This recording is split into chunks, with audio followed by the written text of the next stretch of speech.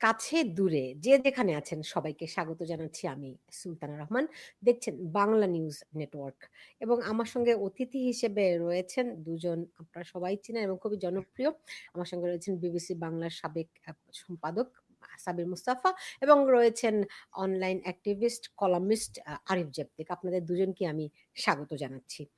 আপনারা জানেন যে বাংলাদেশে যখন কথা বলছি তখন রেড জুলাই নামে একটি সংগঠন যারা আহ, এই গত বছর যে আন্দোলন করেছিল সেটিকে ভিত্তি করে প্রতিষ্ঠিত, তারা প্রেসিডেন্টের পদত্যাগ দাবি করেছেন কারণ নূরের উপর হামলা হয়েছে। এদিকে নূরের দল তারা দাবি করেছেন যে জাতীয় পার্টিকে নিষিদ্ধ করতে হবে।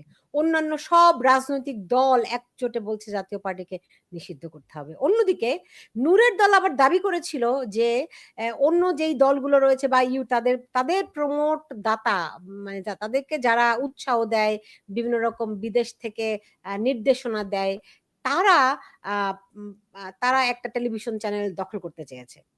এই যে মানে এখন দেখা যাচ্ছে নূরের উপর যে হামলা হয়েছে তাতে করে অনেকেই মনে করছেন যে রসুনের কোয়া এক জায়গায়, আসল উদ্দেশ্য তাদের অন্য কিছু।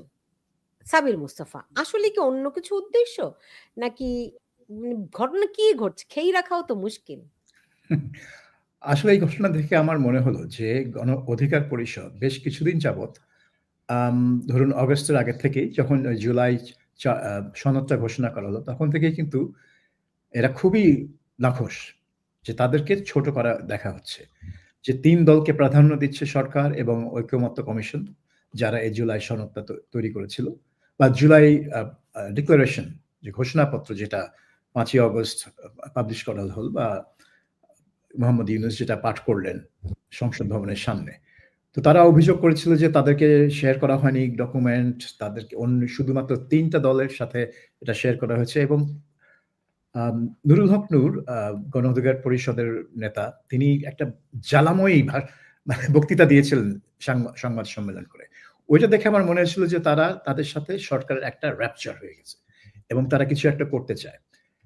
এরপরে যখন দেখলাম যে তারা জাতীয় পার্টি নিষিদ্ধের একটা দাবি নিয়ে সামনে এগোচ্ছে, তো আমার তখন মনে হলো যে তারা আবার প্রাসঙ্গিক হতে চায়। তারা অপ্রাসঙ্গিক হয়ে যাচ্ছিল বাংলাদেশের রাজনৈতিক প্রেক্ষাপটে।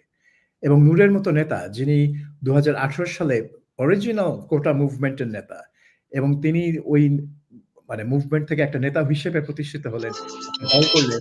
কিন্তু সেই দলটা পরে এই জুলাইয়ের বিপ্লবের পরে, জুলাইয়ের গণঅভ্যুত্থানের পরে যারা জুলাই গণঅভ্যুত্থানের হোতা, তাদের কাছ থেকে তেমন কোনো স্বীকৃতি পাননি। সেই জ্বালায় তিনি মরছেন।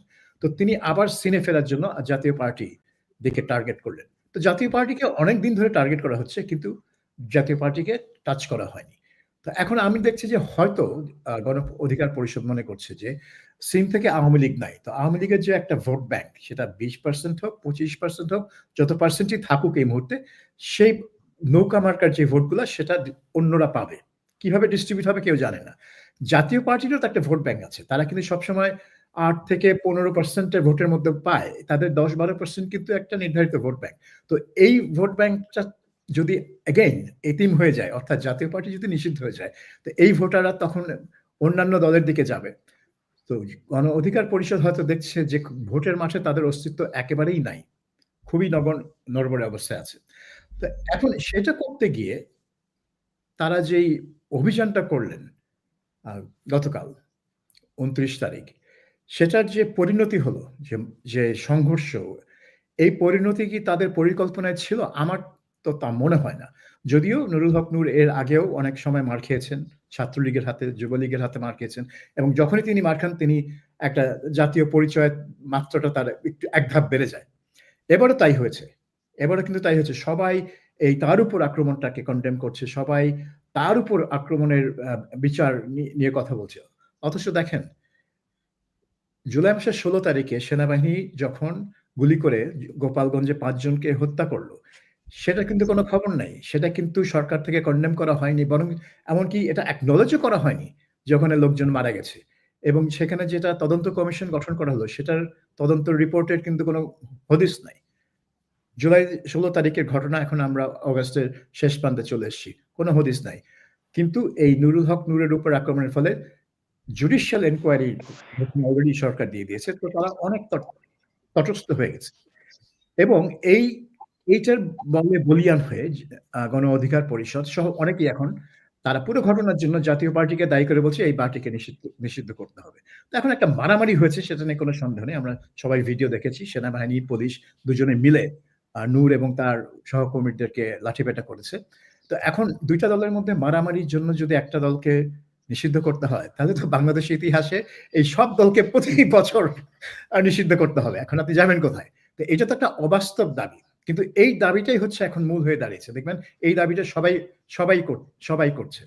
অলমোস্ট যে এই ঘটনা একটা আউটকাম হতে হবে, সেই আউটকামটা হতে হবে জাতীয় পার্টিকে নিষিদ্ধ করা। আর সেনাবাহিনীর ব্যাপারটা যে এখানে যে সেনাবাহিনী যে অ্যাকশনে গেল, যেটা কিন্তু তারা আগে গোপালগঞ্জের আগে কোথাও যায়নি। তারা কিন্তু অ্যাকশনে যায় না। তারা দাঁড়িয়ে তামাশা দেখে, কিন্তু অ্যাকশনে যায় না। এবার অ্যাকশনে গেল। এখন প্রশ্নটা হচ্ছে কেন? হয়তো তারা জাতীয় পার্টিকে প্রোটেক্ট করতে চায়। যে কারণে ১ বছরে জাতীয় পার্টির গায়ে কেউ হাত দেয়নি। হাত দেওয়া হয়েছে, তাদের পার্টির অফিস এর আগেও ভাঙচুর করা হয়েছে, আগুন দেওয়া হয়েছে। আজকেও আবার হামলা করে আগুন দেওয়া হয়েছে। কিন্তু আম অব জিএম অবা কাদের, জিএম কাদের, তিনি কিন্তু পুলিশি নিরাপত্তাতেই বহাল আছেন। তাকে কিন্তু গ্রেফতার করা হচ্ছে না, যদিও এটা আরেকটা দাবি। তো এই খেলাটা কিভাবে চলবে আমি জানি না। কিন্তু আমার মনে হচ্ছে যে পুরা জিনিসটাই করা হচ্ছে জাতীয় পার্টিকে টার্গেট করে। এবং সেটা করতে গেলে সেনাবাহিনীর সাথে একটা রেষারেষি হয়ে যেতে পারে এখানে। আরিফ জেটলিক, আপনি কি দেখছেন সেনাবাহিনী বর্তমানে কোণঠাসা হয়ে পড়েছে? এবং ধরেন ধরেন মূল টার্গেটটাই যদি হয়ে থাকে ওই যে মেটিকুলাস ডিজাইন অনুযায়ী এখন জাতীয় পার্টিকে ভোটের মাঠ থেকে আউট করা হবে, যদিও ভোট আদৌ হবে কিনা এ নিয়েও কিন্তু প্রশ্ন আছে। তো সেটি যদি টার্গেট হয়ে থাকে, তাহলে কোথায় মাই টিভি দখল, কোথায় জাতীয় পার্টি, কোথায় রাষ্ট্রপতির পদত্যাগ, মানে সবগুলো মিলিয়ে এখন জাতীয় পার্টিকে পদত্যাগ করতে হবে। এবং সব দল ঐক্যবদ্ধ হয়েছেন, মানে যারা নিজেরা মারামারি করছিল, একে অন্যের বিরুদ্ধে বিষোদ্গার করছিল, তারা এখন ঐক্যবদ্ধ হয়ে জাতীয় পার্টিকে নিষিদ্ধ করতে হবে। মানে এটা কি খেলা পাতানো ম্যাচ, নাকি এটা এমনি নূর কি এমনি মার খেয়েছে, মানে কি ঘটনাটা কি? এটাই তো মানুষ না, বুঝতে পারছে না। ঘটনা হচ্ছে দুটো। নাম্বার ওয়ান হচ্ছে গিয়ে নুরুল হক নূরের একটা লোভ আছে জাতীয় পার্টির অফিসটা দখল নেবে। এর আগে ওরা যে অফিসে ছিল সেই অফিসটা মূলত যিনি দান করেছিলেন বা যার বিল্ডিং এর মধ্যে ওরা ব্যবহার করতো, উনি চলে গিয়েছিলেন রেজা কিবরিয়ার অংশে। মানে এই জাতীয় কি যেন নূরের পার্টি, এটা গণ অধিকার পরিষদের দুটো অংশ ছিল তখন। উনি রেজা কিবরিয়ার দিকে চলে যাওয়ার কারণে উনি সেই অফিস থেকে এদেরকে বের করে দেন। আপাতত ওরা কোথাও টেম্পোরারি আছে এবং খুব সম্ভবত তারা ব্যাপক টাকা পয়সা ওই সময় তুলেছে, আমরা দেখেছি একটা কার্যালয় নেওয়ার জন্য, সেই কার্যালয় নাই। মানে এগুলো ওই ফেনীতে যেরকম ফেনীর বন্যার টাকা তোলার মতোই আর কি, টাকা তোলা হয় তারপরে কোথায় যায় কেউ জানে না। তো এখন তো একটা অফিস লাগবে, এখন অফিস লাগবে। সবচেয়ে লোভনীয় অফিস হচ্ছে প্রথমে ছিল, শুধু এরা না, এই ধরনের নতুন যেসব চারদিবার্দি দলগুলো তৈরি হয়েছে এদের প্রত্যেকের কিন্তু অফিস দরকার। পুরনো রাজনৈতিক দলগুলোর প্রত্যেকের অফিস আছে। ইভেন কি আপনি যদি মনে করেন যে কম্পারেটিভলি ফাইন্যান্সিয়ালি খুবই দুর্বল দল সিপিবি, তাদেরও কিন্তু বহু আগের একটা অফিস আছে এবং এই জায়গাগুলো এখন কোটি কোটি টাকার দাম, মানে শত শত কোটি টাকার দাম। এখন আপনি একটা নতুন পার্টি করলে কিন্তু একটা মানে ঢাকা শহরের জায়গা কিনে, আনলেস আপনি ওইভাবে সজীব ভুইয়ার মতো যদি দিনে রাতে পরিশ্রম করে টাকা না কামান, রাত ৩টা পর্যন্ত মোটরসাইকেলে ঘুরে ঘুরে টাকা না কামান, এটা অসম্ভব। ইন দ্যাট কেস কি করতে হচ্ছে, জাতীয় পার্টির অফিসটা হচ্ছে খুব দুর্বল অফিস। এর আগে ছিল সিপিবির অফিস, তারা প্রথম টার্গেট করেছিল সিপিবির অফিস, ওইখানে ঘেরাও টেরাও একটা কর্মসূচি ছিল এবং সিপিবির অফিস দখল করা হবে। সিপিবির অফিস দখল করার আবার একটু টেকনিক্যাল ঝামেলা আছে। সিপিবি দল কম, কিন্তু যেহেতু এরা বামপন্থী, এদের আবার ধরেন মিডিয়াতে বন্ধু বান্ধব বেশি, বা তারাই এক ধরনের মিডিয়া ডমিনেন্সের জায়গায়, কালচারাল ডমিনেন্সের জায়গায়, মধ্যবিত্ত ডমিনেন্স করার জায়গায় তাদের একটা কালচারাল একটা যে সফট পাওয়ার যেটা আছে, এটা কিন্তু সিপিবির বেশ ভালো আছে। তারপর তাদের লোকজন খুব কম, কিন্তু তারা দেখবেন যে যান পরান দিয়ে ক্যাম্পাসে মারামারি করবে, মার খাবে, কিন্তু ওই সহজ না আসলে। সিপিবির মুক্তি ভবনের প্রতি অনেকের একদম ইমোশনও আছে। তো এই সবকিছু মিলে ওইটা ফেল করেছে। কিন্তু সবচেয়ে নিরাপদ যদি লোভনীয় কার্যালয় দখল করার সুযোগ থাকে, এটা হচ্ছে জাতীয় পার্টি। এদেরকে যেহেতু আমরা 90-এ এরশাদ বিরোধী আন্দোলনের সাথে সকলেই কম বেশি জড়িত ছিলাম বা একটা ইমোশনাল জায়গায়, জাতীয় পার্টির প্রতি নাগরিক সমাজের খুব একটা ভালোবাসা ভদ্রতা কিছু নাই। তাদের সফট পাওয়ার কম, তাদের কালচারাল কোনো শক্তি নেই, সাংবাদিকদের মধ্যে শক্তি নেই, স্টুডেন্টদের মধ্যে কোনো শক্তি নাই। সুতরাং এইটাকে দখল করো। এই প্রক্রিয়ায় দীর্ঘদিন ধরে নূর চেষ্টা করে যাচ্ছে। এখন এইবার যেটা হয়েছে, এবার মারামারিটা একটু বেশি হয়ে গিয়েছে। আমার ধারণা এটা হচ্ছে এক ধরনের পাতানো নাটক ছিল, যে একটু হালকা মারধর করা হবে এবং তারপরে এইটাকে ভিত্তি করে এই দখলবাজিটা হবে। আপনি দেখেছেন আওয়ামী লীগের অফিসটা কিন্তু দখল করে ওখানে জুলাই কিছু একটা, মানে এখন তো কিছু দখল করতে হলে আপনি নামের প্রথমে জুলাই লিখতে হবে, নাহলে কিন্তু সহি দখল হবে না। ওইখানে একটা জুলাই গবেষণা বা কিছু একটা বানিয়ে ওইটা সাইনবোর্ড দিয়ে রেখে দিয়েছে। এইটাকে ওরা একটা ধরেন জুলাই মারপিট প্রতিরোধ মঞ্চ টাইপের কিছু একটা বানিয়ে দখল করবে। এই প্রক্রিয়া চলছে এবং এই প্রক্রিয়ার ধারাবাহিকতা এখন জাতীয় পার্টিকে নিষিদ্ধ করতে হবে, করতে পারলে ঘর বাড়িটা দখল করার সুবিধা হয়। একটু আগে সাবির ভাই যে কথাটা বলেছিলেন যে আসলে নুরুল হক নূর কিন্তু এক ধরনের ইগোর সমস্যা পড়ে গেছেন বলে আমার কাছে মনে হচ্ছে। মানে এই এখন যারা সরকারে আছেন বা যারা এই 24-এর ছাত্র আন্দোলনের নেতা, এরা সকলেই কিন্তু একসময় নূরের সাথে ছিলেন, 18 ছাত্র আন্দোলনের জুনিয়র ছিলেন। তো অনেকের আবার এই দুঃখগুলো তৈরি হয়ে যায় যে আমি এত বড় নেতা ছিলাম, সেই নেতৃত্ব আমার নাই, কিন্তু অনেকে মানতে চায় না যে বয়সের সাথে সাথে আজকে আমার যে অবস্থান আছে 5 বছর পরে আমার এই অবস্থান আরো অনেক নামবে এবং আরেকজন নতুন কেউ রিপ্লেস করবে। সেই জায়গা থেকে একটা চিৎকার চেঁচামেচি জায়গা তৈরি করার একটা চেষ্টা। থার্ড যে জিনিসটা হচ্ছে, এটা হচ্ছে সবচেয়ে সহজ ঐক্য করা। আওয়ামী লীগ চলে আসছে এই ভয়ভীতি দেখিয়ে ঐক্য করা, কারণ অন্য কোনো জায়গায় ঐক্যের কোনো জায়গা নেই। বর্তমান সরকার এবং তার যে লেসপেন্সার গুলো আছে তারা দুর্নীতিতে এমন ভাবে নিমজ্জিত, কোনো ধরনের নৈতিক ঐক্যবদ্ধ অবস্থান তাদের নাই। সো তাদেরকে ঐক্যবদ্ধ করতে হলে এরকম একটা মারামারি বা একটা বহিঃশক্তি দেখিয়ে তারপরে করতে হবে, এবং এক্স্যাক্টলি তাই হয়েছে। মানে এই ঘটনার পরেই দেখবেন ডক্টর ইউনূস আবার ওই বিএনপি, জামাত এবং এনসিপি কে দাওয়াত দিয়েছেন। তো আপনি যদি কখনো যমুনাতে গিয়ে মুরগির সালুন দিয়ে ভাত খেতে হয়, আপনাকে বাইরে কোথাও একটা গন্ডগোল করতে হবে এবং কেয়ারটেকার এই ইন্টারিম সরকারকে ভয় দেখাতে হবে। ওই ভয় ওরা পেয়েছে, কারণ ওরাও তো আয় রোজগার করছে। এখন চেয়ারের থেকে যদি চলে যেতে হয় হুট করে পরিকল্পনার বাইরে, তাহলে মুশকিল। ওই এখন মুরগির সালুন দিয়ে ভাত খাওয়া হবে, এর বাইরে আমি এটাকে কিছু দেখি। সাবির ভাই, আপনি দেখুন, যদি এই পাতানো ম্যাচই হয়ে থাকে, হ্যাঁ, হয়তো একটু হালকা পাতলা মারার কথা ছিল, বেশি লেগে গেছে, যদি এরকমটাই হয়ে থাকে, ইন দ্যাট কেস তার মাত্র আগের দিন সেনাবাহিনী ঘোষণা করালো আর মব সহ্য করা হবে না, 0 টলারেন্স মবের ক্ষেত্রে। যদিও আমরা জানি যে সেনাপ্রধান প্রথম দিন এসেই বলেছিলেন দেশের দায়িত্ব তার, তারপর আমরা পদে পদে দেখেছি যে তিনি আসলে কোনো দায়িত্বই গ্রহণ করেননি আসলে। তো কিন্তু মাত্র একদিন আগে ঘোষণা করলেন, মানে যেখানে মুক্তিযোদ্ধাদের উপর এরকম মব করা হলো, পুরো দেশ থমকে গেল, স্তম্ভিত হয়ে গেল। তা সেদিন তারা ঘোষণা দিল আর কোনো মব সহ্য করা হবে না। তারপরের দিনই জাতীয় পার্টির অফিস ঘেরাও, এই মব তৈরি করা, এটা কি সরাসরি সেনাবাহিনীকে চ্যালেঞ্জ করা নয়? না, আমি বলবো না এটা সেনাবাহিনীকে লক্ষ্য করে কাজটা করা হয়েছে। আমার মনে হয় না যে গণ অধিকার পরিষদ জেনে শুনে সেনাবাহিনীর সাথে একটা টক্করে জড়িয়ে পড়েছে। সাবির ভাই, শুধু সেনা মানে গণ অধিকার পরিষদ নয়, আপনি তো এখন দেখুন সবগুলো দল, এনসিপি থেকে শুরু করে, যেখানে এনসিপির সঙ্গে গণ অধিকার পরিষদের হাড্ডাহাড, মানে একটা মানে কি বলে ট্যাগ অফ ওয়ার চলছিল, তাই না?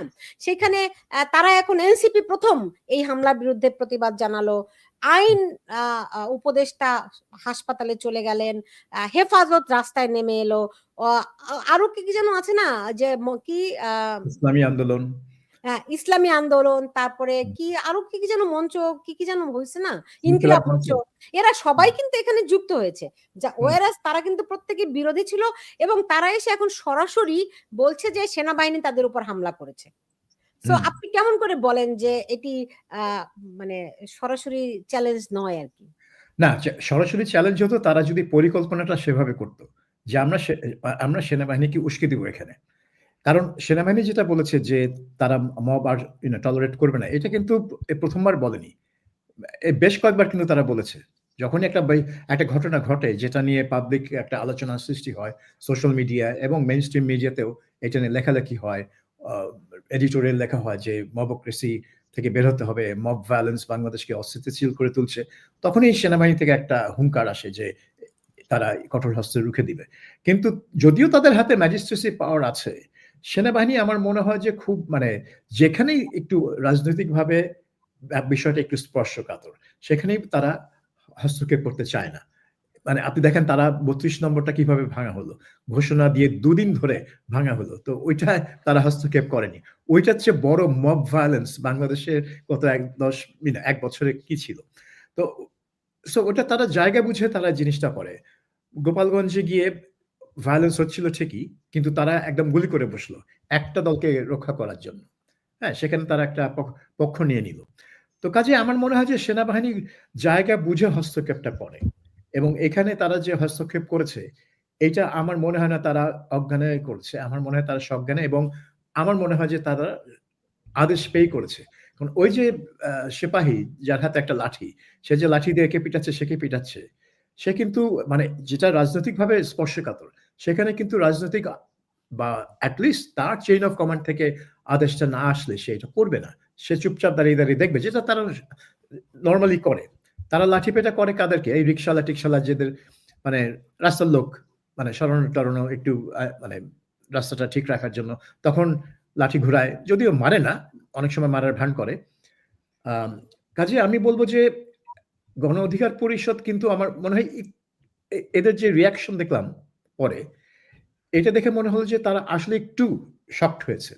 কারণ তারা দেখলো যে মিডিয়াতে ১ম দিকে কিন্তু বলাই হচ্ছিল না যে সেনাবাহিনী লাঠিপেটা করেছে। কোনো স্টেটমেন্টে সরকার কিন্তু মানে বলছে না যে সেনাবাহিনীর বিরুদ্ধে তদন্ত হবে বা সেনাপ্রধানকে জবাবদিহি করতে বলা হবে। এ ধরনের কিছুকে কিন্তু বলছে না। সো ওইজন্য এই অধিকার পরিষদের যে সাধারণ সম্পাদক রাশেদ খান, সে কিন্তু বলছে যে এটা সেনাবাহিনী মেরেছে নূরকে। অন্য কেউ মানেনি। জাতীয় পার্টি মানেনি। বা ওই লাল শার্ট পরা ওই লোক যার ছবি পুলিশ মানে ছড়ায় দিল আরকি সোশ্যাল মিডিয়াতে, যে ওই লাল শার্ট পরা লোক কিন্তু নুরুল হক নূরকে মারেনি। নুরুল হক নূরকে মেরেছে সেনাবাহিনী। তো তারা চাচ্ছে যে সেনাবাহিনীর বিষয়টাকে সামনে আনতে। এবং এইটা যদি তারা পরিকল্পনা করে আনতো, তাহলে আমার মনে হয় না তাদের রিঅ্যাকশনটা এরকম শকড হতো। আমার কাছে মনে হয় একটু অবাক, একটু হতভম্ব তারা, যে সেনাবাহিনী এরকম অ্যাকশন নেবে তাদের এগেইনস্ট এ। তারা হয়তো ভেবেছে অন্যান্য সময়ের মতো তারা আ একটু হ্যান্ডস অফ থাকবে। তারা গিয়ে জাতীয় পার্টির অফিস মারপিট করবে, ভাঙচুর করবে এবং তারপরে বলবে যে আমাদেরকে জাতীয় পার্টি আক্রমণ করেছে। কিন্তু সেই কথাটা তারা বলছে। কিন্তু সেই কথাটা তারা সাস্টেইন করতে পারছে না। কারণ ভিডিওতে দেখা যাচ্ছে এটা জাতীয় পার্টি না, এটা সেনাবাহিনী তাদেরকে মারটা দিল। মানে মেইন মারটা দিল। সো এখন আমি জানি না যে এটা তারা মানে হোল জিনিসটা হচ্ছে যে তাদের পরিকল্পনাটা কি ছিল। আরিফ জাফতিক যেটা বলছে এটা আমি আম অত ডিটেইলে জানতাম না যে তাদের এই মানে বাড়ি দখল বা অফিস উপর তাদের টার্গেট। কিন্তু এতটুকু বুঝতে পারছি যে তারা জাতীয় পার্টিকে টার্গেট করে রাস্তায় নেমেছে।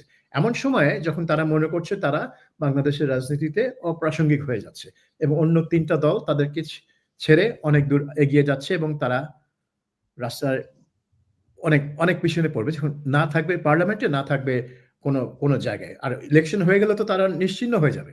কারণ তখন যারা আসন পাবে পার্লামেন্টে শুধু তারাই থাকবে সক্রিয়। তারা থাকবে পার্লামেন্টের বাইরে থেকে তো রাজনীতি হবে না। তো আমার মনে হয় সেজন্যই তারা এই কাজটা করেছে যে জাতীয় পার্টিকে নিষিদ্ধ করতে পারলে তাদের একটা অ্যাচিভমেন্ট হবে এবং তারা আলোচনায় এবং বিবেচনায় ফিরবে। জি, যদি এরকমই হয়ে থাকে আরিফ জেপ্তিক যদি টার্গেট করেই মারা হয়ে থাকে আ আ নূরকে, সেইখানে গতকাল এত কঠোর অবস্থানে ছিল, আজকে সেনাবাহিনী নাই। কেন? সেনাবাহিনী আজকে থাকার কথা না, কালকে ওরা দায়িত্ব দেওয়া হয়েছে টার্গেট করে মারার জন্য, জাতীয় পার্টি বন্ধ করবো, ওরা করে দিয়েছে। ওর তো নিজস্ব কোনো এজেন্ডা নাই, ওর এজেন্ডা তো ধরা খেয়ে গেছে ৫ তারিখে।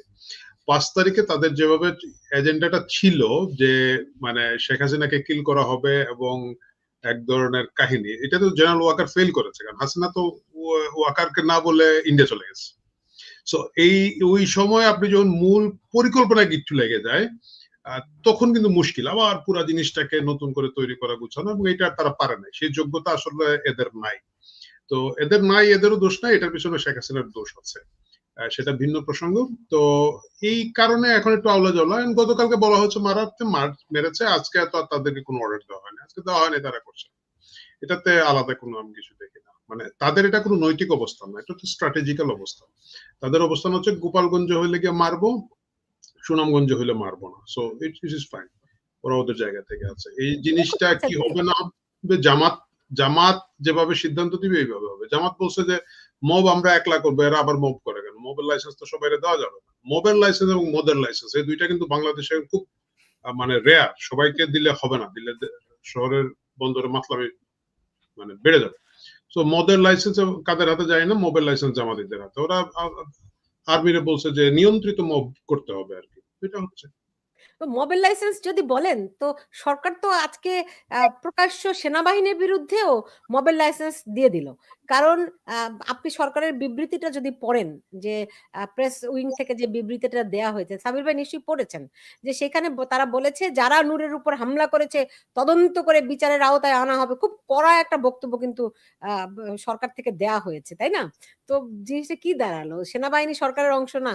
তারা দেখে নাই যে না, সেনাবাহিনী এসেছে? আপনি দেখেন না, মানে সরকার জানে না কে নূরের উপর অ্যাটাক করলো, এটা সারা দেশ জানে, সবাই ভিডিওতে দেখেছে। রাশেদ খান তো সেটাই বলছে যে সবাই দেখেছে, এটা তো না জানার কিছু না। কিন্তু পত্রিকাগুলো রিপোর্ট করতে সাহস করেনি। কালকে যে অনলাইনে রিপোর্টিং গুলো ছিল, ইভেন প্রথম আলো এবং ডেইলি স্টারের মতো পত্রিকা কিন্তু পড়লে মনে হবে যে নুরুল হক নূর সিঁড়ি থেকে পড়ে গিয়ে হাঁটু ভেঙে ফেলছে বা সামথিং লাইক দ্যাট।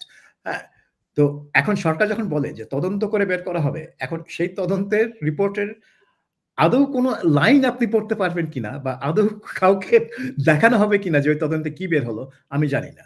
এবং সেখানে সেনাবাহিনী কিন্তু অলরেডি একটা স্টেটমেন্টে বলে দিয়েছে যে কি সিচুয়েশনে তারা লাঠি ব্যবহার করেছে, এবং সে বলে এবং দুই তিনবার বলেছে যে এখানে মব ভায়োলেন্স হচ্ছিল এবং মব ভায়োলেন্সের বিরুদ্ধে সরকারের জিরো টলারেন্স নীতি প্রয়োগ করার জন্যই তারা এটা করেছে। অর্থাৎ তাদের যে লাঠিপেটা করেছে যাদের বিরুদ্ধে, তারা মব ভায়োলেন্স করছিল। সেনাবাহিনী অলরেডি বলে দিয়েছে। এখন আপনি বলেন যে যারা তদন্ত করবে তারা কি এইটার বিরুদ্ধে একটা রিপোর্ট দিবে? আর যদি দিয়ে থাকে সেটা কি আদৌ প্রকাশ করা হবে কিনা? গোপালগঞ্জের কোনো রিপোর্ট আমরা পাচ্ছি না, এখনো কোনো খবরই নাই ওই রিপোর্টের। এবং আমি ধরেই নিয়েছি যে ওই রিপোর্টে সেনাবাহিনীকে একদম টোটালি এক্সোনারেট করা হবে, যে তারা যে স্টেটমেন্ট দিয়েছে যে আত্মরক্ষার্থে তারা গুলি করেছে, ঠিক সেটাই বলা হবে। এখন এই তদন্ত আমি ধারণা করছি একই জিনিস বলা হবে। না সাবির ভাই, ধরেন গোপালগঞ্জে তারা ফ্যাসিস্টের জায়গা, হ্যাঁ, সব ফ্যাসিস্টের লোকজন মেরে একদম তামা তামা করে দিছে, ফাইন, হ্যাঁ। কিন্তু ধরেন এখন নুরুকে এভাবে করে মারা হলো, সবাই এই সরকারের যারা নিয়োগকর্তা, এই সরকারের যারা সমর্থক রাজনৈতিক দল, সবাই একমত হয়ে, এমনকি আগামীকাল না পরশুদিন তারা বৈঠকও ঐক্যমত্য কমিশনের বৈঠকও ডেকেছে, এবং তারা বিবৃতি দিয়েছে নূরের উপর হামলাকারীরা হচ্ছে গিয়ে এই যে ঐক্য প্রতিষ্ঠিত হয়েছে ফ্যাসিস্টের বিরুদ্ধে, সেই ঐক্যে ফাটল ধরানো, ফলে আবারও সবাইকে ঐক্যবদ্ধ হতে হবে, রাইট? তার মানে কি সেনাবাহিনী সেই ঐক্যে অপোজিট পক্ষ, বিরোধী পক্ষ? এটা কিন্তু আরিফ একটু আগেই যেটা বললেন, যে যখনই কিছু ঘটে এই আওয়ামী লীগ আইলো এই একটা জুজুর ভয় দেখানো হয়, এবং এটার জন্য এই তিনটা দলের সাথে আলোচনা করে বা মানে প্রথমে তিনটা দলের সাথে আলাদা আলাদা করে তারপরে আসে ওই বাদবাকি বামপন্থী, মধ্যপন্থী আর যত পন্থী আছে গ্রুপ গ্রুপ করে আসে। তারা সব যায় যমুনায় এবং প্রফেসর ইউনূসের সাথে একটা ছবি তোলেন এবং বলেন যে কিভাবে তারা এই ফ্যাসিবাদ বিরোধী ঐক্যে ধরে রাখার জন্য বদ্ধপরিকর। তো এটা হয়ে গেছে একটা প্যাটার্ন, যে কিছু হলেই তারা ইন্ডিয়ার দিকে, মানে সরকারিভাবে ইন্ডিয়ার দিকে ইঙ্গিত করে না, কিন্তু তাদের সমর্থকরা সামাজিক মাধ্যমে ইন্ডিয়ার দিকে ইঙ্গিত করে এবং সরকারিভাবে ফ্যাসিবাদ ওই কোড ওয়ার্ড গুলা যেটা ব্যবহার করার, যেটা বলতে আওয়ামী লীগকে বোঝায়, সেটা করে। কিন্তু এখন জানি না, আমি যতদূর জানি যমুনায় বিএনপি, এনসিপি আর জামায়াতকে আমন্ত্রণ জানানো হয়েছে মিটিং এর জন্য। সেখানে গণ অধিকার পরিষদকে আর আমন্ত্রণ জানানো হয়নি, যেটা আমার কাছে খুবই আশ্চর্য লাগলো, যে তারা মার খেলো, তাদেরকে একটু মানে ডেকে মাথায় হাত বুলা দিবা না? কারণ তাদের তো দিল এবং শরীর দুটাতেই সাংঘাতিক চোট, তো তাদেরকে তো একটু হাত বুলাই দিতে হবে তাদের মাথায়। কিন্তু সেটা ইউনূস সাহেব করছেন না, কারণ তার টার্গেট হচ্ছে যে এই তিনটা দল ঠিক থাকলে তার সরকার ঠিক থাকবে। এই তিনটা দলের মধ্যে একটা যদি আরিফ জেপ্তিক, এই যে তার সরকার, তাহলে সেনাবাহিনীর সরকার কারা? এটাই সেনাবাহিনীর সরকার। এটা এই যেটা ইউনূসের সরকারই সেনাবাহিনীর সরকার, তো ওয়াকার সাহেবই বসাইছে ওদেরকে। ব্যাপারটা হচ্ছে ইটস নট এ ফাংশনাল সরকার, এটা আসলে ফাংশন করার জন্য তৈরিও করা হয় না।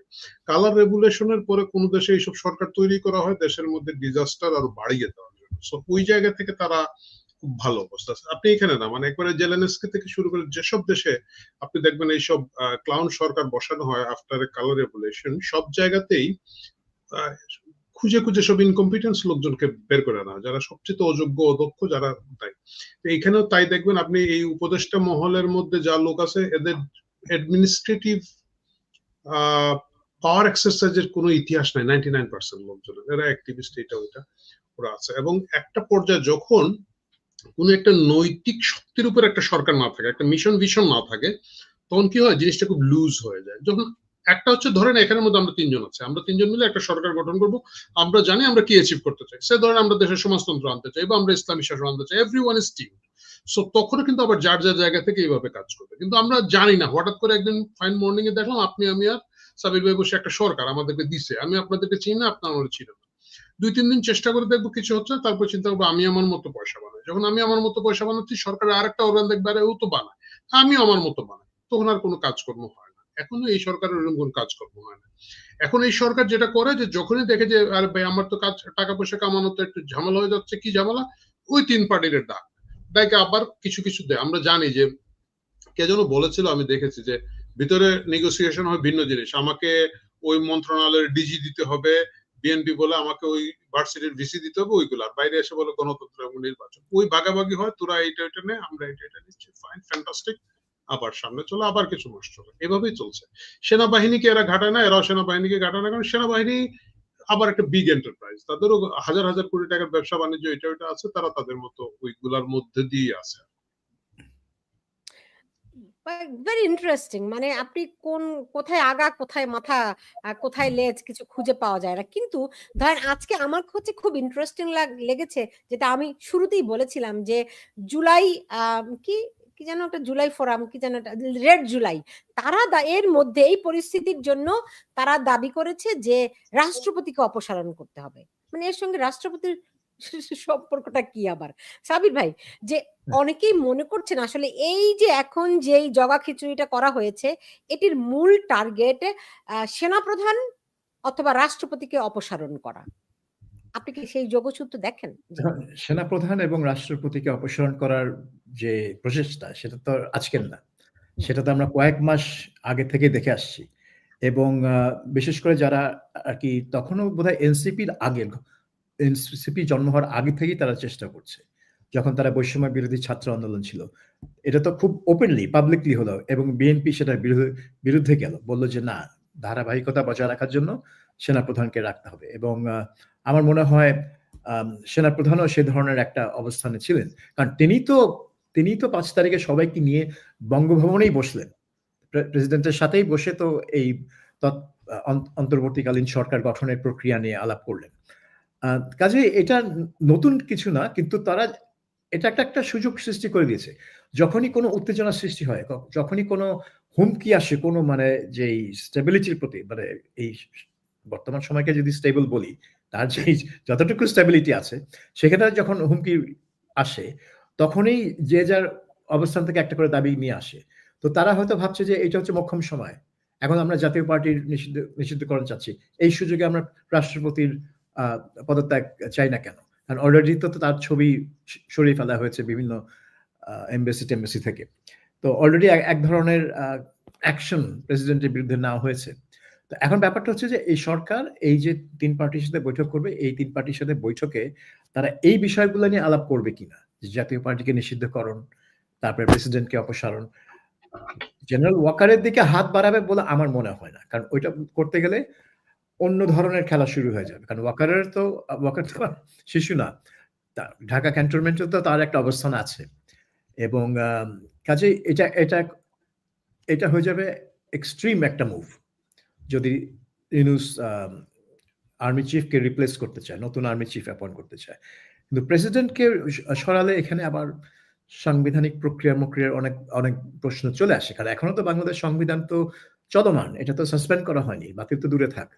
তাহলে তো যা কিছু করছে ওটা হয় সংবিধানের ভিত্তিতে করতে হবে, না হয় ওটা সংবিধানের বাইরে গিয়ে কিছু করে পরে আবার ওই চিফ জাস্টিস রিফাত আহমেদের কাছে যেতে হবে, এবং উনি বলবেন যে হ্যাঁ হ্যাঁ হ্যাঁ প্রয়োজনের তাগিদে এটা জায়েজ, এটা করা যায়, ওই একটা সার্টিফিকেট নিয়ে আসতে হবে আর কি তার কাছ থেকে।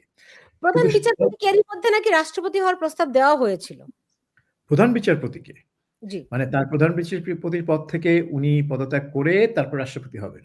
এরকম তো একটা উনি বা নিবেন বা এরকম একটা শুনেছিলাম যখন আমেরিকান অ্যাম্বাসাডার তার সঙ্গে সাক্ষাৎ করেছিলেন, তাদের যে বৈঠকটি হলো তখন হ্যাঁ। এই বিষয় নিয়ে আলাপ হয়েছে এমন একটা কথাই খুব শুনেছি আর কি।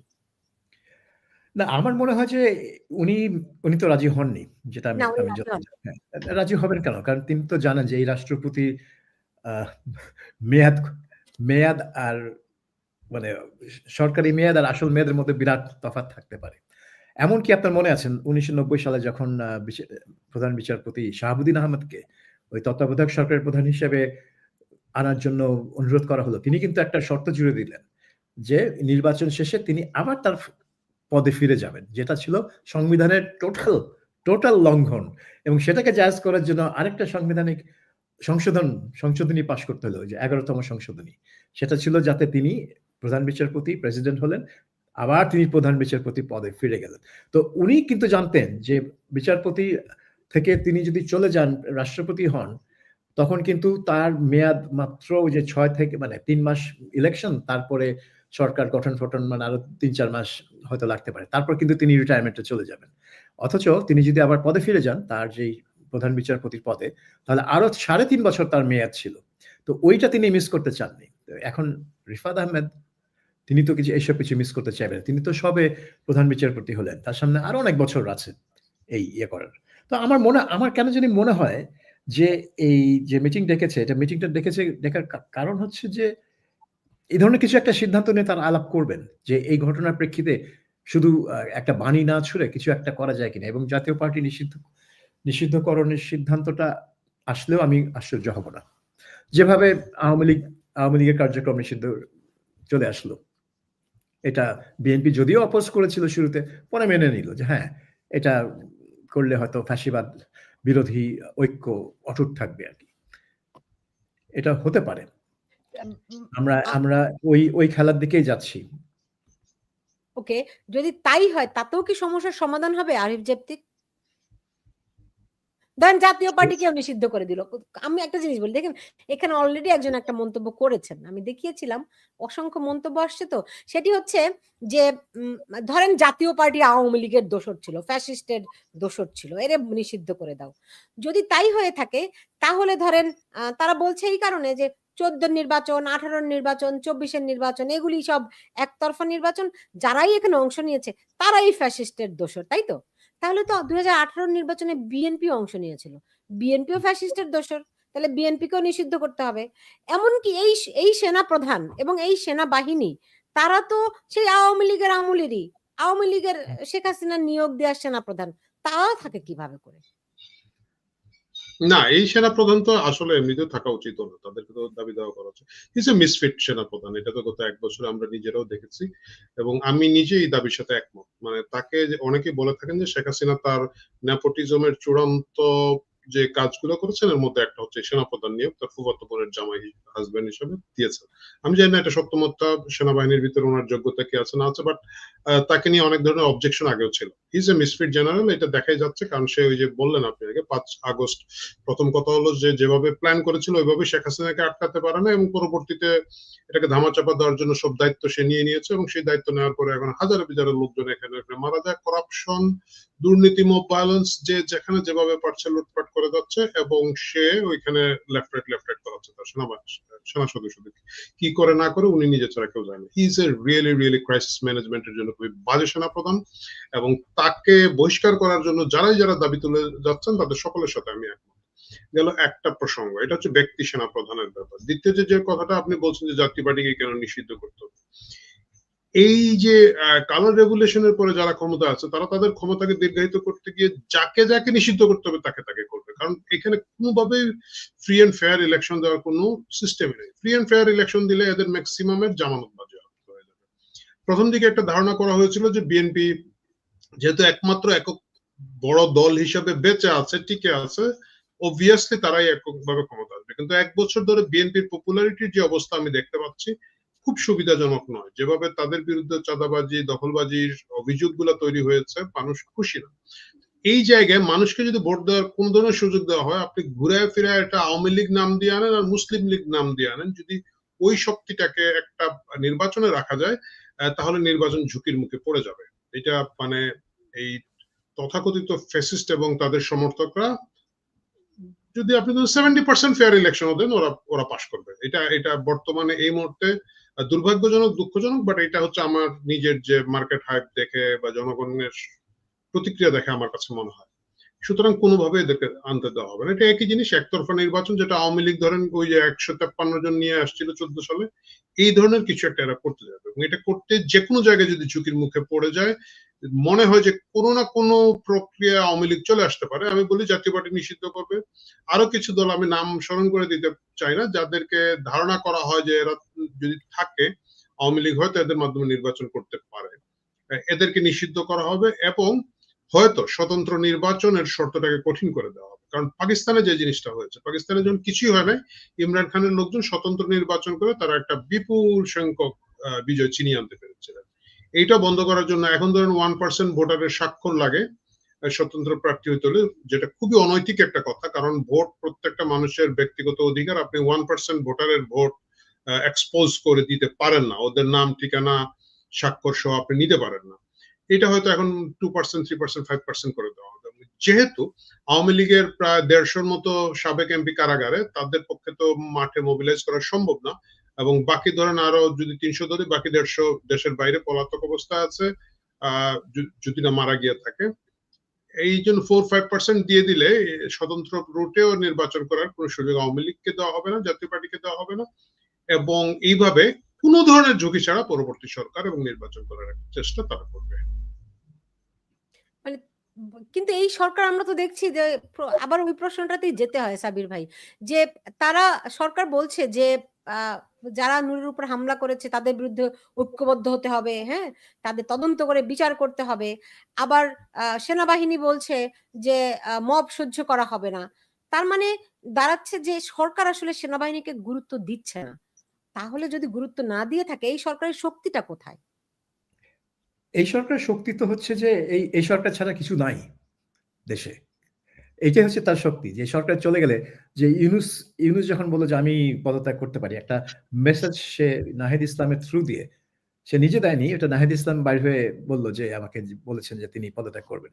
তো ওইটা কেন বলেছেন? কারণ লোকে বলে, ও নো নো নো নো, আপনি পদত্যাগ করতে পারবেন না, কারণ উনি পদত্যাগ করলে আর কি আছে, মানে অ্যাজ ইফ কোনো বিকল্প নাই।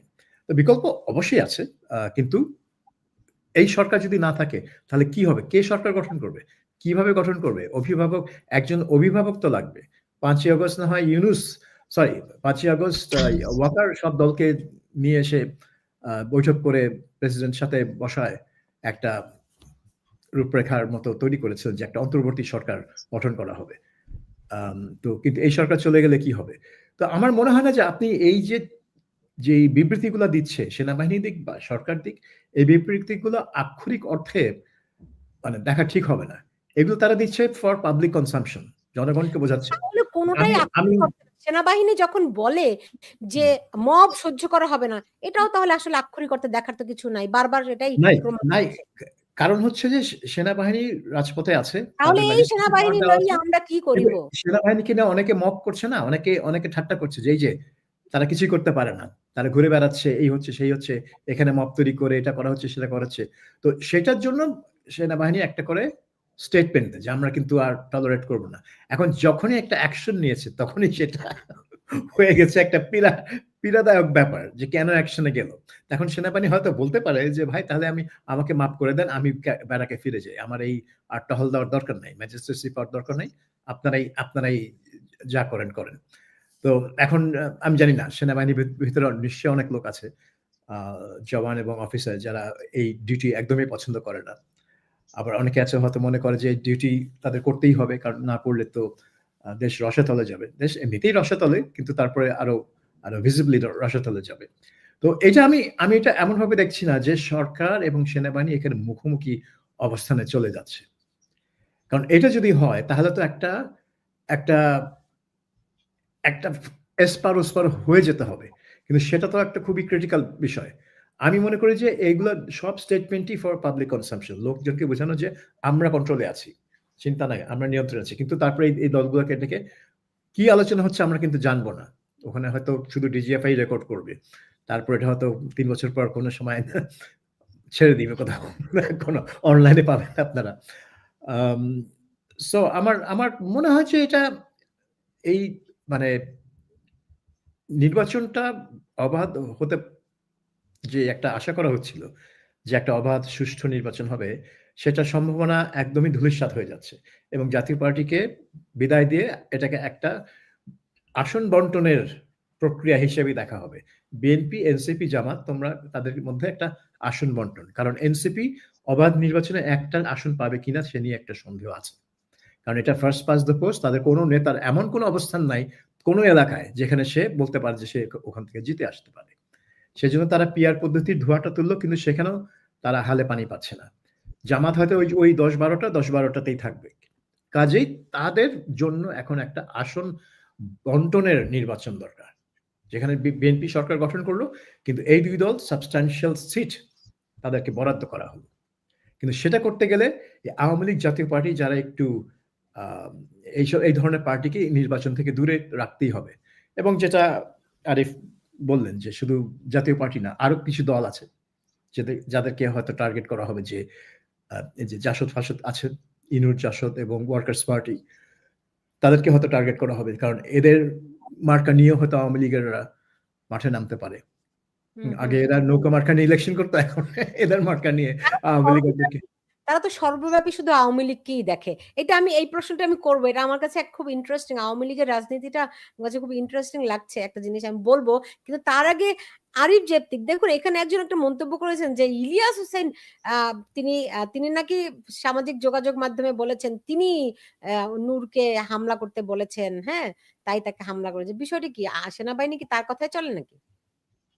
না না, এগুলো হচ্ছে ভুয়া কথা, এগুলো হচ্ছে ভিউ বাণিজ্য। এগুলা ওই মানে মামুন লায়লা বলে দুইজন আছে, হ্যাঁ, তারপরে আছে হিরো আলম এবং তারপর একটা বউ, আমি ইদানিং ধরতে পারি না কে কোনটা বউ। ওর একটা হচ্ছে মিথিলা, এটা আবার চলে গেছে আরেকজনের সাথে, সে নিয়ে আসছে আবার ম্যাক্সবির বউকে, আবার হিরো আলমের আরেকটা বউ চলে গেছে ম্যাক্সবির সাথে, সামথিং লাইক দ্যাট। হ্যাঁ, ওই আমি যেহেতু বিদেশে এখন আসলে কোনো কাজকর্ম নাই, তো মাঝে মাঝে বসে বসে সোশ্যাল মিডিয়া থেকে রিলস এইগুলো আসে, এবং আমি ধরেন 15-20 মিনিটে অনেকগুলো রিল দেখার পরে কনফিউজ হয়ে যায় কার বউ যেন কার সাথে কেন। এই পুরো জিনিসটা ওরা করেই হচ্ছে ভিউ ব্যবসার জন্য। যাদের নাম বললেন ওনারাও তাই করে, মানে কন্টিনিউয়াস একটা উত্তেজনা তৈরি করে না রাখতে পারলে লোকজন এটা দেখবে না, এবং কন্টিনিউয়াস উত্তেজনা হলে মিলিয়ন ভিউ হলে 1 লাখ টাকার উপরে পাওয়া যায়। সো প্রতিদিন যদি 1 মিলিয়ন ভিউ কোনো না কোনো ভাবে নেওয়া যায় তাহলে দিনে 1 লাখ টাকা, ইটস এ হিউজ মানি। তো এই সব কিছু মিলিয়ে ওইটাকে আপনি খুব সিরিয়াসলি নেওয়ার কিছু না। মানে এটা হচ্ছে মানে মানুষ যারা দেখে ওরা ওই ওয়াকারের মতোই আর কি ভাবে, যে ওয়াকারও দেখি ওয়াকার বানিয়ে দিচ্ছে, আর মব বন্ধ করো, মব করা যাবে না। এই যারা ইউটিউবার যারা প্রফেশনাল এটা করেন তাদেরকে ওইভাবে দেখে সময় কাটানো।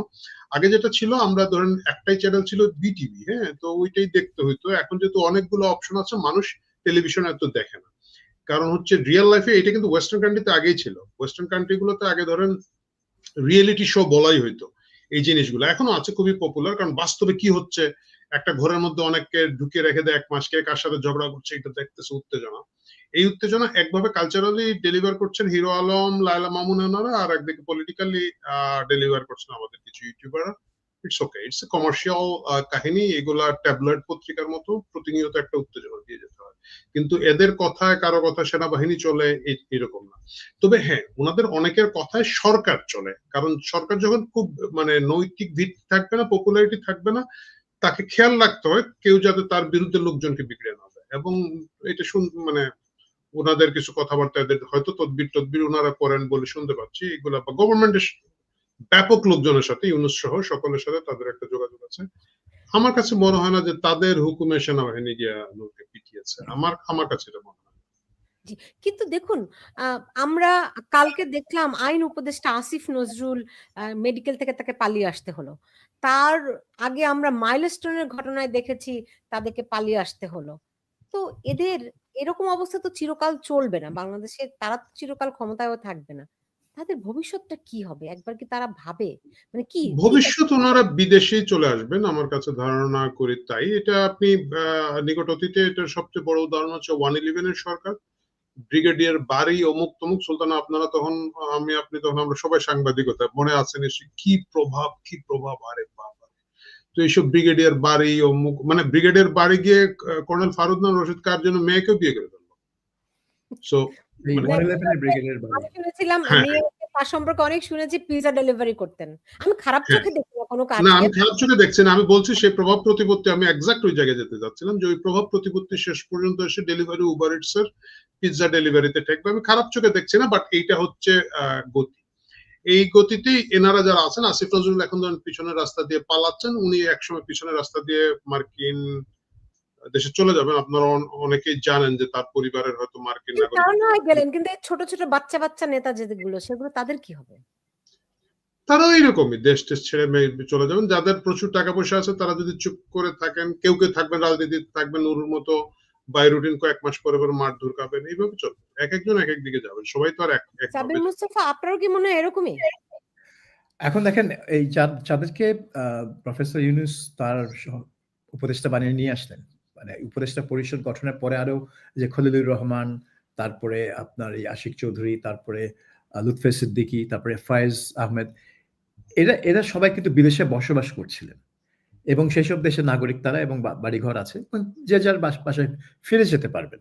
আমি জানি না, খলিলুর রহমান বোধহয় আমেরিকায়, তারপরে আলী রিয়াজ তো আমেরিকায়, তারপরে ফায়েজ বোধহয় নেদারল্যান্ডসে। তো এরকম যে যার জায়গায় ফিরে যাবেন। আর যারা আর কি উপদেষ্টা পরিষদের অরিজিনাল মেম্বার্স, যাদের মধ্যে বেশিরভাগই এনজিও, যেরকম আদিলুর রহমান খান, সৈয়দ রেজওয়ান হাসান, ফরিদ আক্তার, তারা তো বাংলাদেশেই থাকেন, তারা বাংলাদেশী নাগরিক, তারা বাংলাদেশেই থাকেন, কিন্তু তাদের বিদেশে তাদের যোগাযোগ এবং লিঙ্ক খুবই স্ট্রং। আপনি দেখেন, বিশেষ করে এটা সবারই, মানে particularly international NGO, international organisation এবং ওয়েস্টার্ন ওয়ার্ল্ডে বিভিন্ন গভর্নমেন্টের সাথে তাদের 2 বছর আগে রেজওয়ান আপাতত স্টেট ডিপার্টমেন্টের পুরস্কারে নিয়ে গেলেন। হ্যাঁ, আমি বলছি যে তাদের যোগাযোগ খুবই স্ট্রং। তো তারা যদি কখনো যেতে চান যে ঠিক আছে আমি একটা দায়িত্ব পালন করলাম, এখন পরিস্থিতিটা ভালো না, যেরকম ফখরুদ্দিন সাহেব, তিনি চলে গেলেন, মঈনুদ্দিন, জেনারেল মঈনুদ্দিন ইলেকশনের পর তো তিনিও আমেরিকা চলে গেলেন, তো ওনারা চলে যেতে পারবেন, তাদের সেই সমস্যাটা হবে না। যদি তারা মনে করেন যে এই দেশে থাকলে কোনো সমস্যা হতে পারে, সেই জন্য তারা চেষ্টা করবেন যে নির্বাচনটা এমনভাবে করতে, যে ক্ষমতা আসবে সেটা যেন ওই মানে একটা রেট্রিবিউশনের দিকে না যায়। হ্যাঁ, যে ওই যে মানে পালাবার সময় পাবি না বা পালাবার রাস্তা পাবি না, এই ধরনের পরিস্থিতি যাতে না হয়, সেজন্যই তারা জিনিসটাকে ওইভাবে সাজানোর চেষ্টা করবেন, যেটাকে সেফ এক্সিট বলা হয়। আগে তারা সেফ এক্সিট তৈরি করে তারপর নির্বাচনের দিকে যাবেন, তার আগে না। না, কত মানুষের সেফ এক্সিট হবে? আমরা আফগানিস্তানে যেরকম দেখেছিলাম যে কোলাবোরেটররা তারা প্লেনে ওঠার জন্য, আপনি দেখেছেন নিশ্চয়ই সেই দৃশ্য, সারা পৃথিবীর মানুষ দেখেছে। এইরকম কোন প্লেন তাদেরকে গিয়ে সেফ এক্সিট কত মানুষকে, কারণ অসংখ্য মানুষের মধ্যে যুদ্ধ হয়ে গেছে অলরেডি। না, ওটা তো ভিন্ন ব্যাপার ছিল, কারণ আফগানিস্তানে তো আমেরিকান এবং ব্রিটিশ এবং অন্যান্য নেটো সেনাবাহিনীর সাথে কাজ করার জন্য অনেক লক্ষ লক্ষ মানুষ কাজ করেছে, তাদের সাথে, তাদের বেসে কাজ করেছে, তাদের সাথে ইন্টারপ্রেটার হিসেবে, কুক হিসেবে, ড্রাইভার হিসেবে। তো এরা সবাই তো চিহ্নিত তাদের পাড়ায়, তাদের সমাজে। তো এখন সেই জন্য তারা ভয় পাচ্ছিল। তো এদেরকে তো সরাতেই হবে, কিন্তু বাংলাদেশে তো সেই অবস্থা নাই। এখানে তো কোনো বিদেশি শক্তি এসে দখল করে নাই বাংলাদেশ। বাংলাদেশে যে এরকম হিডেনলি কিছু হয়নি, আমরা কি নিশ্চিত করে জানি? ওই যে আপনি বলছেন হিডেন, তো যদি হিডেনই থাকে তো লোকজন তো জানবে না, আর যদি লোকজন না জানে তাহলে তাদেরকে কোলাবোরেটর হিসেবে না জানুক, কিন্তু রাস্তায় আন্দোলনকারী হিসেবে তো জানে। হ্যাঁ, কিন্তু তার মানে এই না যে তারা কোনো দখলদার বাহিনীর সাথে সহযোগিতা করেছে। এটা হচ্ছে আপনার যে রাজাকার, পাকিস্তানি দখলদার বাহিনীর সাথে সরাসরি সহযোগিতা করেছে রাজাকার, তারপরে শান্তি কমিটি, এরা তো চিহ্নিত ছিল সমাজে। তো সেরকম তো সিচুয়েশন না এখন। এটা তো কোনো দখলদার বাহিনীর সাথে কেউ সহযোগিতা করছে না। এরা একটা সরকার চালিয়েছে বা সরকারের আশেপাশে সরকারের মানে ক্ষমতার ভাগ নিয়েছে এবং অনেক সুবিধা নিয়েছে। তো সেটার জন্য অনেকেই পরিণতি খারাপ হতে পারে, কিন্তু যারা চলে যেতে পারবে তারা হয়তো চলে যাবে। আবার অনেকে মনে করতে পারে যে না, সেরকম কোনো পরিণতি হবে না, কাজে আমি আমার দেশ বাংলাদেশ, আমি থেকে যাব, সেটা থেকেও যেতে পারে।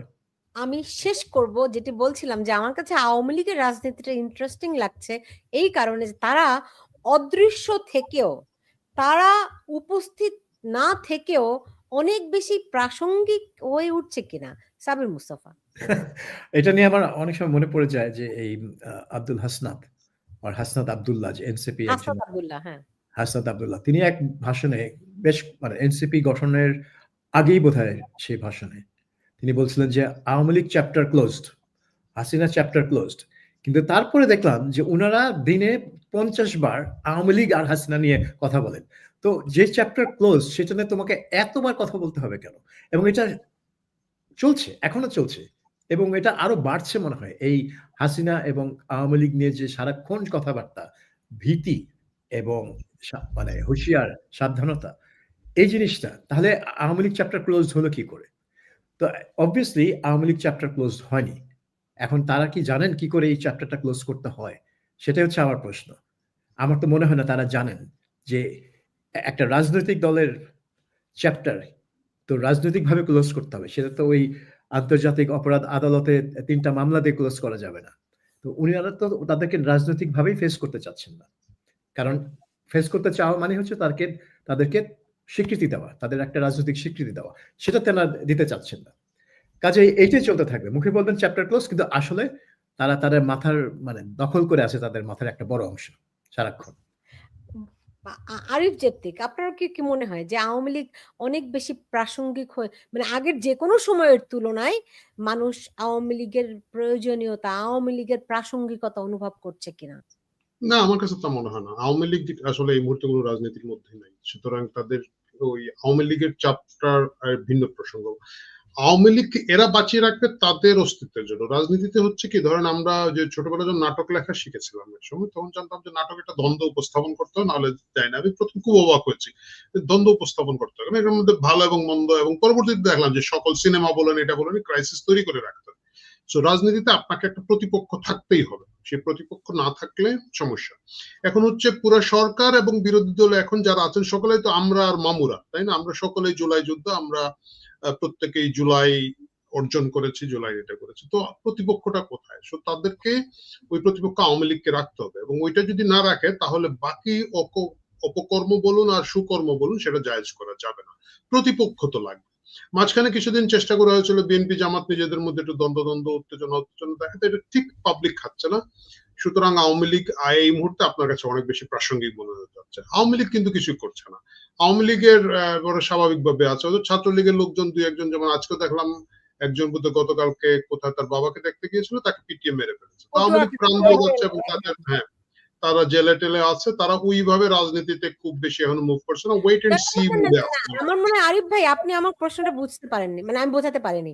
সেটি হচ্ছে যে আওয়ামী লীগ না থেকেও, অদৃশ্য থেকেও, মাঠে না থেকেও তারা মানুষের মনে প্রাসঙ্গিক হয়ে উঠছে। যে আওয়ামী লীগ নাই, তারা তবু মানে এরা যেমন আওয়ামী লীগকে প্রতিপক্ষ হিসেবে দাঁড় করাতে চাচ্ছে একটা ভূতের সঙ্গে লড়াই করার মতো, ঠিক তেমনি মানুষের মধ্যেও ওই অনুভূতিটা আসছে কিনা যে আওয়ামী লীগ নাই, তাদের দরকার। হ্যাঁ, এইটা একটা এসেছে, এটা আওয়ামী লীগের কৃতিত্ব না, এটা হচ্ছে আবার বর্তমান সরকার মানে এই টোটাল যারা সেট আপ এদের কৃতিত্ব। কারণ হচ্ছে এরা এতদিন আমাদেরকে বলেছে যে আওয়ামী লীগ কি মুক্তিযুদ্ধের বাপের সম্পত্তি নাকি, আওয়ামী লীগ মুক্তিযুদ্ধ একা দখল করে। আমরা বলছি কথা তো সত্য কথা, আওয়ামী লীগ একলা আবার মুক্তিযুদ্ধ দখল করবে না, সবার মুক্তিযুদ্ধ। তারপরে এরা এসে প্রথমে বঙ্গবন্ধুর ভাস্কর্য ভেঙেছে, আচ্ছা ঠিক আছে উনি আওয়ামী লীগের লোক ছিল মানলাম, তারপরে গিয়ে বীর শ্রেষ্ঠদের ভাস্কর্য ভাঙা শুরু করেছে, মাজার ভাঙা শুরু করেছে, এইটা ওইটা। তখন দেখা যাচ্ছে যে লোকজন বলছে আগেই ভালো ছিলাম, কারণ কি, তাহলে মুক্তিযুদ্ধের একক মালিক আওয়ামী লীগ, কারণ যা ভাঙা হচ্ছে ভাস্কর্য, যা ভাঙা হচ্ছে মুক্তিযুদ্ধের চিহ্ন, যা ভাঙা, যেমন ধরেন এই যে রিপোর্টার্স ইউনিটিতে যে মুক্তিযোদ্ধাদেরকে ধরে নিয়ে গেল লাঞ্ছনা করে লতিফ সিদ্দিকী এবং অন্যরা, এরা কিন্তু আওয়ামী লীগ না, মানে আওয়ামী লীগ থেকে বহিষ্কৃত। লতিফ সিদ্দিকী গত জুলাই অভ্যুত্থানে ওনার এলাকার ছাত্রদের, জুলাই যোদ্ধা, আপনি কেন এদেরকে জুলাই যোদ্ধা বলবেন না? কারণ তারা তো জুলাইয়ের সমর্থনে ছিল সবাই। না না আমি এটাই বলছি, তো এরা জুলাই যোদ্ধা হয়েছিলেন এবং তারা সেই লাল বিপ্লবী, কিন্তু ওই যেহেতু তারা মুক্তিযোদ্ধা তাদেরকে আবার পিটানো হচ্ছে বা তাদেরকে গ্রেফতার করে দেওয়া হচ্ছে। তখন সাধারণ মানুষ বলছে ও তাহলে তো জিনিসটা কি দাঁড়াইলো, এতদিন কইলাম যে মুক্তিযুদ্ধ একলা আওয়ামী লীগের থাকবে কেন আমাদের সবার, এখন তো দেখা যাচ্ছে ভাই মুক্তিযুদ্ধের পিঠ বাজাইতে হইলে আওয়ামী লীগ দরকার হয়, ভাস্কর্য বাঁচাইতে হইলে আওয়ামী লীগ দরকার হয়। যদি আওয়ামী লীগ না থাকে তাইলে নারীদেরকে এই অশ্লীল কথাবার্তা বলে থানায় যাওয়ার পরে ওইখানের মধ্যে গিয়ে গলায় মালা দিয়ে এদেরকে বের করে আনা হয়। এইভাবেই এই সরকার এবং তাদের লেসপেন্সাররা, তাদের সমর্থকরা, তাদের এই উগ্র রাইটিস্ট ফলোয়ার বিভিন্ন পকেট, তারা এমন একটা পরিস্থিতি তৈরি করেছে, এখন মানুষ মনে করছে যে জননিরাপত্তার জন্য, অর্থনৈতিক নিরাপত্তার জন্য আমার আওয়ামী লীগই ভালো ছিল ভাই। ও এখন আগে একটা কথা ছিল কি যে আওয়ামী লীগ মানুষের ভোটাধিকার দিতে দেয় না, এখন লোকজন দেখছে তোমরা তো কারো ভোটাধিকার দিতে দিবে না, তো আওয়ামী লীগও দিবে না। আওয়ামী লীগ অন্তত আমার নিরাপত্তা দিয়েছে, কম্পারেটিভলি বেটার নিরাপত্তা দিয়েছে। এটা খুব একটা যে আগে খুব রসগোল্লা দেশ ছিল সেটা আমি বলছি না। তো ভাই অন্তত তখন কোন একটা নারীকে কেউ অবমাননা করলে ওরে কেউ গলায় ফুলের মালা দিয়ে থানা থেকে বের করার কোনো সুযোগ ছিল না। চাইলেই যে কারো বাসার নিচে দাঁড়িয়ে 5-6 জন মিলে আবু সাইদ মুগ্ধ শেষ হয়নি, যুদ্ধ, টাকা দাও নাইলে ধরে ঢুকাই দিব, এই ধরনের উগ্র চাঁদাবাজি ছিল না। এই সব কারণে মানুষের কাছে মনে হচ্ছে যে আগে যাই হোক একটা অ্যাডমিনিস্ট্রেশন ছিল, এখন তো এটাও ভাই। এই জায়গায় আওয়ামী লীগ জনগণের কাছে প্রাসঙ্গিক হচ্ছে। জি। সাবির ভাই, আপনি কি দেখেন, আমি শেষ প্রশ্ন, এই ২টি প্রশ্ন আপনাদের কি করব, তাহলে কি ধরেন সবকিছুরই তো একটা শেষ আছে? মানুষ এখন তো, আমি তো দেখি যে মানুষ হাঁসফাঁস করছে যে এর থেকে মুক্তি কবে, কোথায়, কিভাবে, মানুষের কাছে কোনো উত্তরও নাই। আমরা কি ধীরে, ধীরে শ্রীলঙ্কার দিকে আগাচ্ছি? শ্রীলঙ্কা মানে মানে যখন শ্রীলঙ্কায় যেরকম ঘটনাগুলি ঘটেছিল। হ্যাঁ, ওইটা তো লোকে বলে যে শ্রীলঙ্কার পুনরাবৃত্তি অলরেডি হয়ে গেছে বাংলাদেশে উহু। গত বছর। যদিও না, শ্রীলঙ্কা গত বছর যেটা হয়েছে, পরে আস্তে, আস্তে করে তো ২ বছর পরে শ্রীলঙ্কা একটা সেটআপের মধ্যে এসেছে। না, শ্রীলঙ্কার কিন্তু নিয়মতান্ত্রিক ভাবেই গেছে। হুম। রাজাপাকসে পালিয়ে যেয়ে তারপর কিন্তু সিঙ্গাপুর থেকে সে তার পদত্যাগপত্র চিঠিতে পাঠিয়েছে এবং ওই মানে সংবিধান অনুযায়ী কিন্তু সংসদে রনিল বিক্রমাসিংহাকে অ্যাপয়েন্ট করেছে প্রেসিডেন্ট অন্তর্বর্তীকালীন, এবং তারপরে নির্বাচন হয়েছে এবং ওই নির্বাচনে যারা আর কি বামপন্থী মার্ক্সবাদী দল তারা বিপুল ভোটে বিজয়ী, সংসদে বিজয়ী হয়েছে, প্রেসিডেন্ট পদেও তারা বিজয়ী হয়েছে।